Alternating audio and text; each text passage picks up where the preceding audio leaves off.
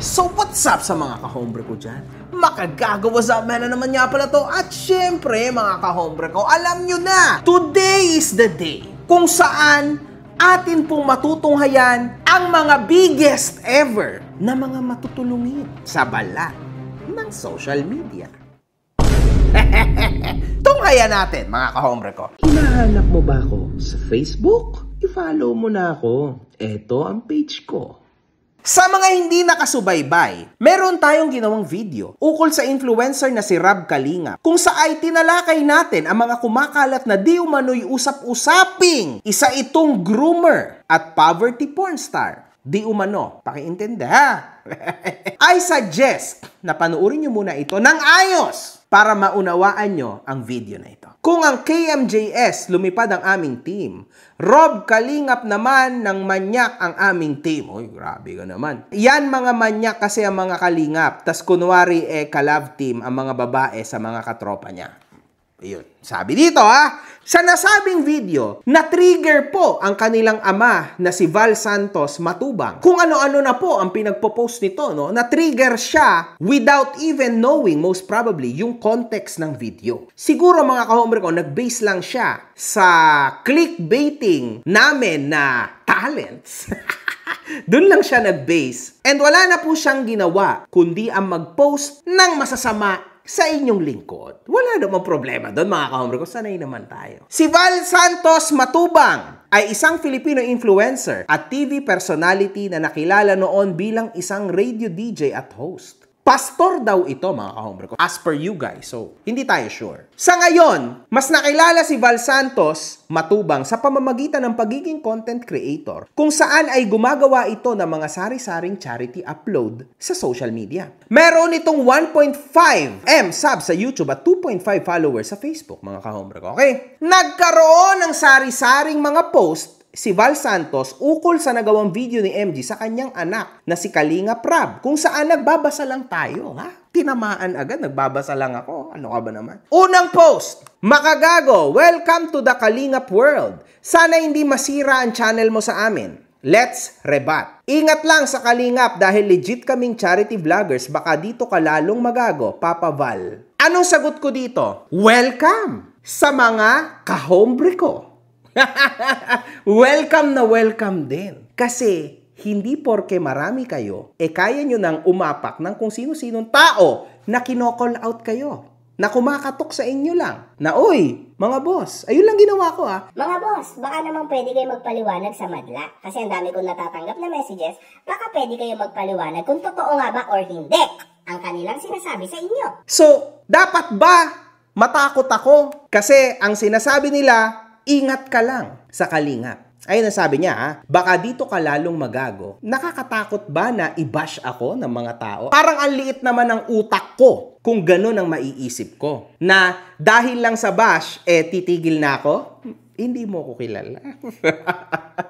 Hindi mo ako kilala. Alam mo ba dati? Zero ang sumusuporta sa akin. Hindi mo ba alam yon? Literal, Boss Val, zero. Walang sumusuporta sa akin. Pero ngayon, look at me, man. Nasa na ako ngayon. At sa tingin mo sa isang ganyan mong post, matatakot ako. Ano ba to? Dapat matakot ako sa'yo? Ganun ba yun? O, abante tayo. Huwag mo kaming simulang gaguhin, makagago. At sayang channel mo. 3.11M ang subscribers mo, baka masira ka lang sa pagpasok mo sa Kalingap. Tandaan mo, tahimik kaming tumutulong at huwag mo kaming hamunin para balahurain ka. Papa Val, ginago ba kita? Ginago ko ba kayo? Saan ko kayo ginago? Hindi ko talaga mag-gets, man. Saan banda ko kayo ginago? At sabi niya, baka masira ka lang sa pagpasok mo sa Kalingap. Ba't ako masisira? Alam niyo po ba, Boss Val, na ako sirang-sirang-sira na sa social media? Ano pa kaya ang ikakasira ko? Sinabi ko na rin lahat ng kinasira ko sa social media. Wala nang makakasira sa akin. Isa lang. Pag tinalikuran ako ng Diyos, pag tinalikuran ako ng asawa ko, at lalong-lalo na, pag tinalikuran ako ng mga kahombre ko. Matagal ko nang ipinangako yan sa mga kahombre ko, about a year and a half now, na sila lang ang strength kung bakit hanggang ngayon nandito ako. Kasi hindi ko na kaya Alam niyo yun, na bumalik kung hindi niyo naman ako papanoorin. Kaya wala akong choice kundi magbigay ng real talk and awareness lang. Yes, meron itong magiging mga consequences. Normal lang yun, mga kahombre ko. Pero okay lang yan. As long as marami kayong natututunan. Tandaan mo, tahimik kaming tumutulong. Paano ang tahimik? May videos. Ang tahimik, yung tulad ko, na tulong. Walang trace. Pwede mo bang sabihin na tahimik yung tulong mo, nagvi-video ka, binlog nyo, lahat, kinontent nyo lahat? Paano magiging tahimik yung tulong kung ganon? At huwag mo kaming hamunin para balahurain ka. Walang problema. Ayun na nga ginagawa mo ngayon eh. Binabalahura mo yung picture ko sa social media, wala problema. It's okay. Inggit ako, tinitira mo ako daily, it's okay. Wala din problema yun. Ikaw yung gumagawa nun, not me. Not me. Anong content mo, makagago? Puro panlalait sa kapwa? May naitulong ka ba sa kita mo sa YouTube? For your information, Mr. Val Santos Matubang, pastor.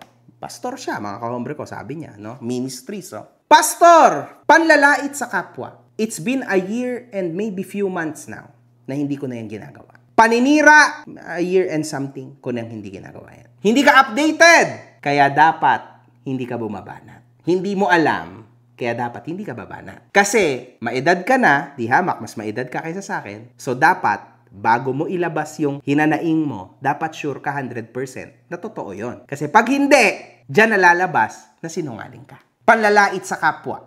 May naitulong ka ba sa kita mo sa YouTube? Eto question to eh. It's okay. Tatanggapin ko naman to question. May naitulong ka ba sa kita mo sa YouTube mo? Meron. Trust me. Marami.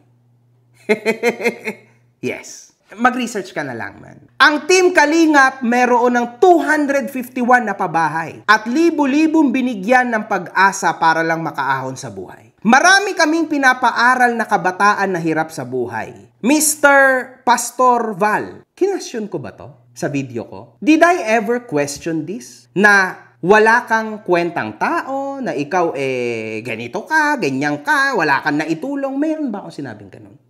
Wala naman, di ba? So, ano to? Saan to nanggagaling? Ikaw lang nag-imbento nito eh. At saka, huwag ka magagalit sa akin. Magalit ka sa mga taong pinagbabasahan ko ng comments. Ba't ka magalit sa akin? What's the point? Nagbasa lang ako ng mga nakapublish na comments regarding sa inyo. Not me. Hindi naman ako naggawa ng comment.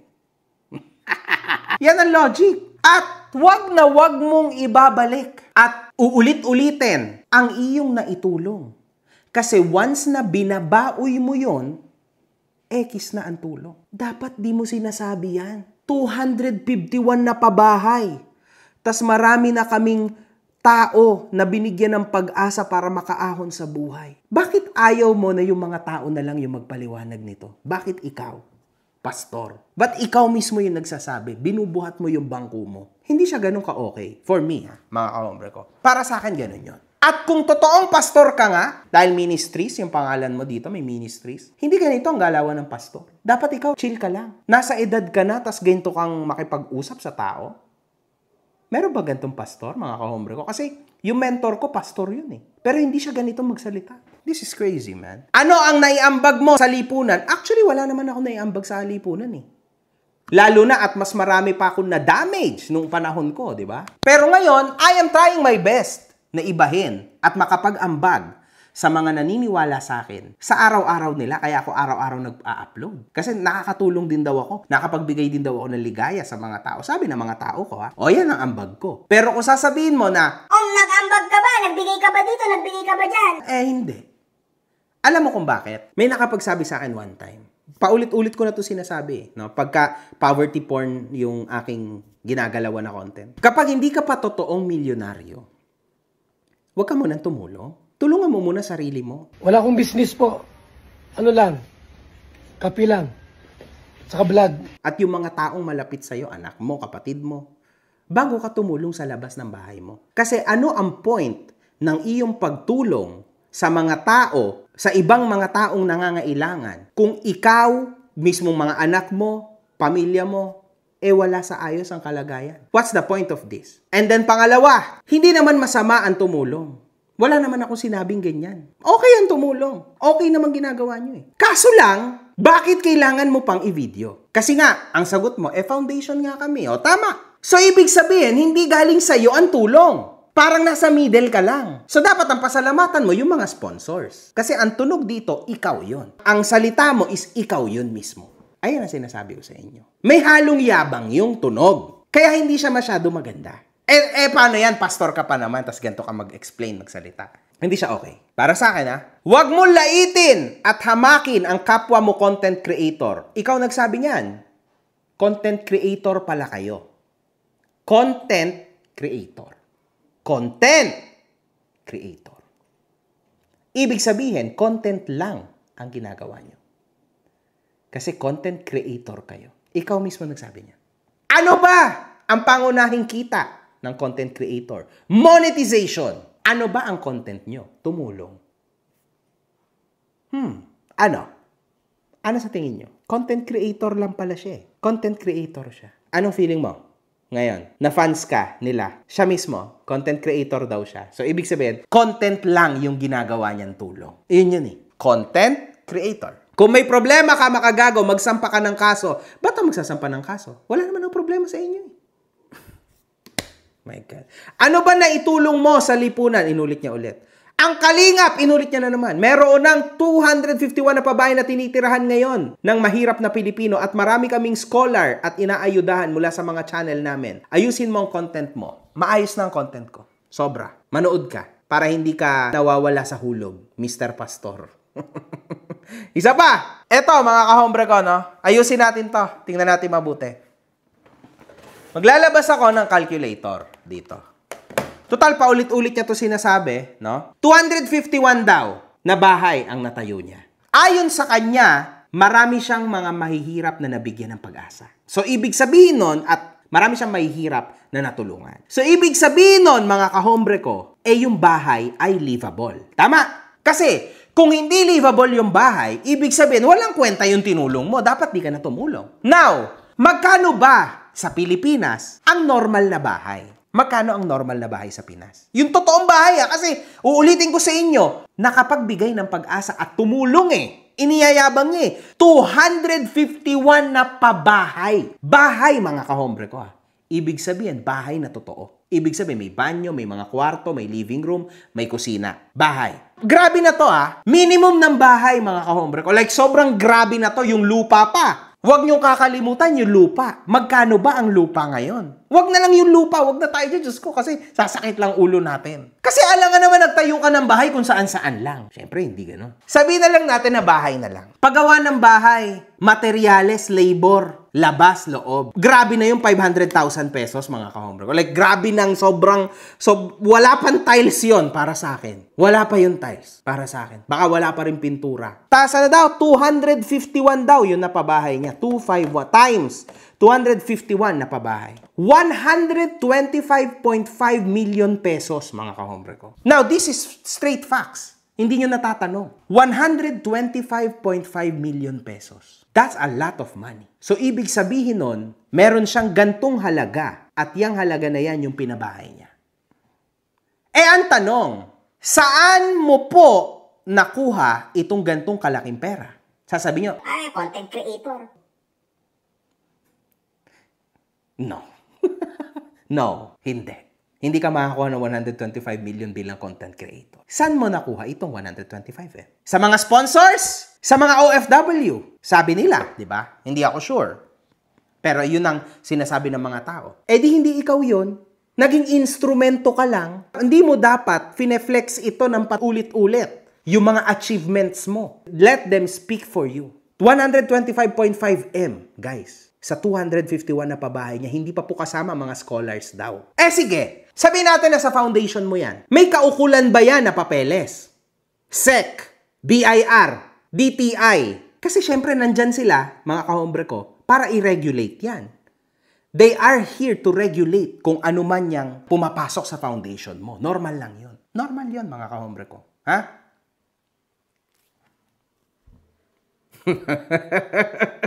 Napapaisip kayo ngayon, no? Question din, legal ba yung mga pinagtatayuan nyo ng bahay? Akala nyo ba, mga kahombre ko, ganun lang kadali yun? Sa totoo lang, minsan, tumulong ako. Nagbigay ako ng tricycle sa mga tao. Akala ko ganun lang siya kadali. Kaya sobrang hirap. Tricycle lang yun, Ang dami ko pang dinaanan na kung ano-ano, makakuha lang nung plaka nila. Kung ano man tawag doon, yung para sa business permit nila, kung ano man tawag doon. Sobrang hirap. Tricycle lang yun, mga kahombre ko. Tas tumulong pa ako. Like, binigay ko yun ng free. Pero hindi. It was tough. Ito pa kaya pabahay? May titulo ba ito? Legal ba yung tinayuan? Ayan yung mga questions. Hindi ako nangihimasok sa Team Kalingap. Nagtatanong lang ako. Ngayon, kung masasagot mo ito, di panalo. Wala namang problema doon eh. Kung masasagot mo, di okay. Fifth post niya, mga kahombre ko. Sa mga nagsasabing wag i-vlog ang tinutulungan, bigyan nyo ako pang tulong at hindi na ako magva-vlog. Bakit yan nanghihingi ngayon ng tulong? Hindi ba kawang gawa yan? Nasaan yung kawang gawa? So, ibig sabihin, ito talaga yung content mo, pampasikat, pinapaikot mo lang. Tapos may kita ka rin, obviously. Can you say na ito na nga yung tinatawag na poverty corn content? Kayo magdesisyon, mga kahombre ko. Yan na ba yun? Yung tipong tumutulong ka, naka-video, kumikita ka dun sa kinuhanan mo ng video na mahirap, na tinulungan mo, mas malaki ang kinita mo kaysa sa binigay mo, di ba? Tapos paikot-ikot lang kasi sure views yan dito sa Pinas. Anong tawag sa content na yun? Hindi ba dapat ang tulong kawang gawa? Sa mga nagsasabi, wag i-vlog ang tinutulungan, bigyan nyo akong pantulong. Sasabi mo sa akin na nagnanakaw ako ng content mo. Ikaw, ano tong content na ginagawa mo? Wala ka na bang ibang magagawa? Yan, tanong ko rin sa'yo. Nabalik lang sa'yo yung sinasabi mo eh. Nadadala ka ng init ng ulo mo. Yan talaga yung content mo. Pero ang gusto mo, tumulong lang ng tumulong, which is good. Pero kailangan kanilang bigyan ng pera para pagpatuloy mo yung tulong mo. Meron naman daw foundation, family ni Makagago at hindi pinagkakitaan. So halata na naiinggit kay Kalingap Rab. Wow. Makagago, wag mo ikumpara ang sarili mo kay Kalingap Rab. Kung ikaw mapera at may pantulong na, hindi mo need i-video. Mag-focus ka sa foundation mo, wag kang umepal sa Team Kalingap dahil hindi ka naman inaano. Bigla ka na lang ng gugulo at wala ka naman yata idea sa ganap ng Team Kalingap. Wala ka naman yata. So dyan pa lang, tapos na po ang argumento. Wala ka naman yata. At bigla ka na lang nanggugulo. Paano ako nanggugulo? Nagtatanong ako. Content creator kayo, sabi nyo. Public figures kayo. Hindi kayo pwede question eh. Gagawa-gawa kayo ng video. Maka-question kayo. Ganyan ang acting nyo. Di dapat di na kayo nag-video. Makagago, hindi mapera si Kalingap Rab. Wala siyang pondo na pera para pantulong. Kaya need niya mag-video sa mga tinutulungan niya kasi dyan lang naman siya kumukuha ng pantulong. So anong masama doon at pinag-iinitan mo siya? Maraming mga charity vloggers rin gumagawa ng video kahit nga si Ivana Alawi na milyonarya nag-video rin sa mga tinutulungan niya. Kaya sana Makagago, wag kang epal. Manahimik ka dyan sa lungga mo. Hindi ko kine-question yan. Iba po ang argumento natin dito regarding dun sa di umano pagiging child groomer nila. Di umano yung mga tinutulungan nila magagandang babae lang tapos ginojowa ng kanilang team. Di umano. Iyon ang argumento ko doon sa una kong video. Lumalayo na tayo masyado. Kalalaking tao pero insecure sa kapugian ni Direk Rab. Nasa Pawan yata foundation niya. Hindi ako pogi, pangit. Nandyan pa rin tayo sa mentalidad na yan. For your information, Makagago, marami na sumubok na pabagsakin ng Team Kalinga pero hindi nagtagumpay kaya huwag kang mangarap. Kalingap Rab is Kalingap Rab. Milyon nagmamahal. Walang problema doon. My God, man. Ano ba? Anyway, 7th post. May foundation daw ang taong ito. Ilabas mo ang foundation mo at ano naman ang nagawa ng foundation mo? Mark John. Why? Alias Makagago. Ang Kalingap sa ngayon ay meron ng 251 na pa ba? At napakaraming kabataan ng pinapaaral. Kada puso ulit-ulitin yung achievement. Buwan-buwan ang aming beneficiary at may monthly bigas, ayuda at pera. Ipakita mo Makagago nagawa ng foundation mo kung meron ka mang foundation. Paano ko ba ipapaliwanag to sa inyo? Bakit mo pa ulit-ulit binibitawan, binibigkas yung foundation mo, yung naitulong mo, yung 251 na bahay. Mamaya mapapanaginipan ko yan, mga kahombre, 251 na bahay. 251 na bahay, 251 na pabahay, 251 na pabahay. Oo, okay na yun, man. Why? Repeat it every freaking time. Taong nabubuhay sa paninira. Ang taong anti-Duterte na ito, pati Kalingap pinasok na rin para magka-views at kumita sa paninira, mahiya ka naman sa balat mo boy, kapal ng mukha mo. Tinatawag mo na ngayon yung mga pro-Duterte. Gusto mo mag-hate din sila sa akin, tama? Bakit kung sino-sikpat kung ano-anong argumento ang tinatouch mo? Isa lang ang argumentong binigtawan ko doon. Poverty porn, na hindi ko naman sobrang hinighlight. Pangalawa, yung di umano'y child grooming. Bakit hindi mo masagot ng ayos yan? Pati Team Kalingap, pinasok na rin para magka-views at kumita sa paninira. Naninira ba ako, mga kahombre ko? Kayo sumagot. Naninira ba ako sa video ko? Yung sa video ko sa kanila nung una at ngayon? Ano to, man? Mahiya ka naman sa balat mo, boy. Bakit? Racist ka pa niyan. Mahiya ka naman sa balat mo. Ba't ako mahiya sa balat ko? Hindi nakakahiya ang balat ko. Ba't ako mahiya sa balat ko? Sige nga, anong motibo? Kapal ng mukha mo. Insulto yan. Sinabihan mo ko, makapal mukha ko. Masama yan, ha? Kung ang ibang vloggers na balahura mo, Mark Jason, ibahin mo ang Kalingap, ikaw ang iiyak sa amin, magnanakaw ka ng content. Well, ewan ko, guys. Mga kahombre ko, kung meron kayong question, hindi ko rin masagot. Ewan, man. Anyway, ayon sa mga comments, magbasa-basa na naman tayo, ha? Nagbabasa, ha? Meron nga silang pabahay. Pero sponsor karamihan gumastos nun. At nagpapaaral din sa mga scholarship, i-sponsor din. Ang karamihan nagbigay ng budget. At kung bubuelta sila, iba doon ay gastos nila natural. Kumikita sila sa mga binablog nila eh. Oh. Aminado siya na content creator siya, means for content ginagawa niya. Tutulong pero puro videos at nako po, target pa mga magaganda. Alam na this. Oh. Sabi nito sila pa nga natutulungan ng mga tinutulungan nila eh. Paldo-paldo. Oh my God. Tapos may mga sponsor pa sila, edi ang ending, yung kinikita nila sa YouTube, halos di nagalaw. Dahil sa dami ng sponsor nila, puro natulungan, sinusumbat. Yun na nga. Pumaldo naman sila doon. Yun ang problema, mga kahombre ko. Netizen number 1. Message po yan sa akin. Huwag kang matakot sa Kalingap. Don't mind them. Puro lang naman sila salita. I'm ex-beneficiary ng Kalingap, but part of Kalingap Boys, not Kalingap Rab. Also, ako yung umalis kasi ang toxic. Oo, natulungan ka nga, pero iba yung utang na loob ang ipapamukha sa'yo. And yes, ako yung umalis cause of bashing. Mismong si Kuya Val nang bash sa akin. Pero siya yung founder at ama ng Kalingap na siya dapat ang magtatanggol sa nasasakupan niya. Pero iba yung nangyari. Siya mismo yung nambalahura sa akin. Ayan yung nangyayari sa atin ngayon, di ba? Di ba? Gets?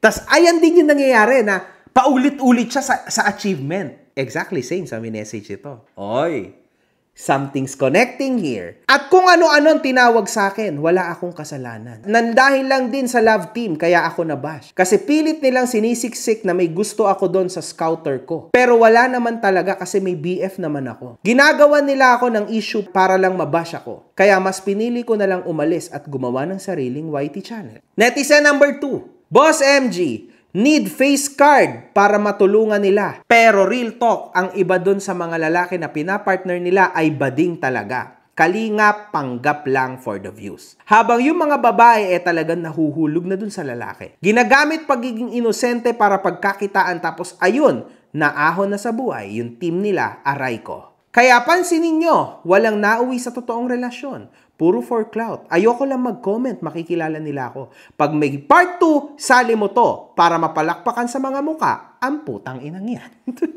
Hello po! Nakita ko po yung post nyo. Yan din po yung na-post ko na dati pa, na sisi. Hinamak-hamak po niyan yung asawa ng pinsan ko na pilay. Humingi po sa kanila ng tulong pero hinamak-hamak lang po. Anong hinamak-hamak? Yun tanong ko. Ano po kasi, nagtry po lumapit yung asawa po ng pinsan ko kasi nga po pilay siya at naaksidente po siya. Tapos po, nahihimatay-himatay pa po. Minsan nakukulangan din po sa pagkain. Tapos po, nagtry siya manghingi ng tulong. Doon pumunta pa sila sa bahay ni Val Santos. Sabi po, ay pilay lang naman daw po yung asawa ng pinsan ko. Tapos kung natayo pa naman daw po, no need daw pong humingi ng tulong.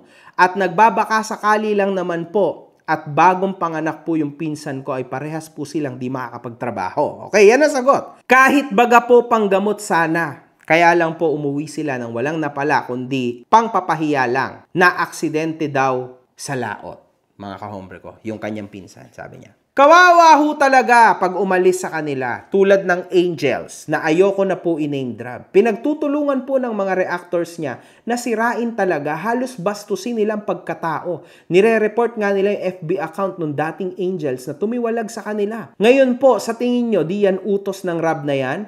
Kulto po yang si Rab. Pag maganda si ate mong girl, sa K-boys niya ang bagsak. Pero po pag-ubod ng ganda sa mga pinsan o kamag-anak niya ang bagsak, katulad ng love team ng Edrica, pinsan niya po yung Edo na halos gahasain yung Angels na ka-love team niya. Uy.